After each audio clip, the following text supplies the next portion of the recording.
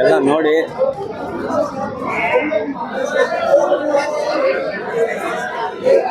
Full rush ಬಂದಿದೆ. ಈಗ ನೋಡಿ ಎಷ್ಟು ರಶ್ ಇದೆ ಅಂತ. ಸರ್ ಎಲ್ಲ ಎಷ್ಟೆಲ್ಲ ಆಗಿದೆ? ಎರಡಲ್ಲ. ಏನು ಸರ್ ರೇಟು?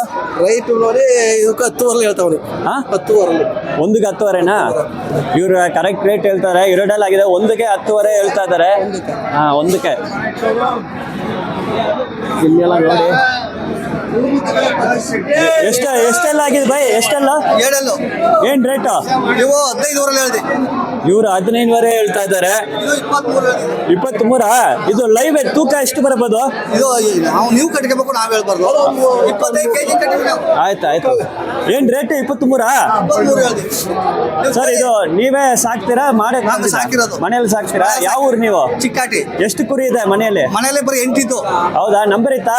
ಹೌದಾ? ನಿಜಾಕ್ ಜ್ವರ ಹೇಳಿ. ನಂಬರ್ ಇತ್ತು, ಅದ ನಂಬರು.